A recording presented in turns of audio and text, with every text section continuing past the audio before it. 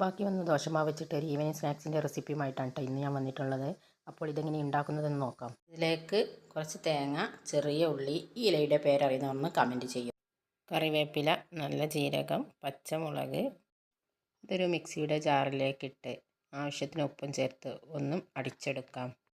കണ്ടില്ലേ, ഈ രീതിക്കാണ് കിട്ടിയിട്ടുള്ളത്. ഇനി ദോശമാവിലേക്ക് ചേർത്ത് നന്നായി മിക്സ് ചെയ്യാം. ഉപ്പ് കുറവാണെങ്കിൽ ഉപ്പ് കുറച്ചുകൂടി ചേർത്ത് കൊടുക്കാം. ഞാനിവിടെ വെള്ളപ്പച്ചട്ടിയിലാണ് ചുട്ടെടുക്കുന്നത്. ചട്ടി ചൂടാകുമ്പോൾ ഓരോ തവി മാവ് ഒഴിച്ച് കൊടുക്കാം. ഭാഗം വെന്ത് വരുമ്പോൾ അത് തിരിച്ചിട്ട് കൊടുക്കാം. കണ്ടില്ലേ, നമ്മുടെ എണ്ണയില്ലാ പലഹാരം ഇവിടെ തയ്യാറായിട്ടുണ്ട്. ഇനി ഇതുപോലെ ഓരോന്ന് ചുട്ടെടുക്കാം. ഇത് ചൂടോടെ കഴിക്കാനാണ് കേട്ടോ ടേസ്റ്റ്. ഇത് കറി കൂട്ടി കഴിക്കാനും നല്ല ടേസ്റ്റാണ് കേട്ടോ.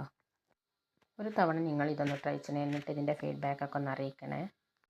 ഇഷ്ടമായ ലൈക്കും ഷെയറും സബ്സ്ക്രൈബും ചെയ്യണേ.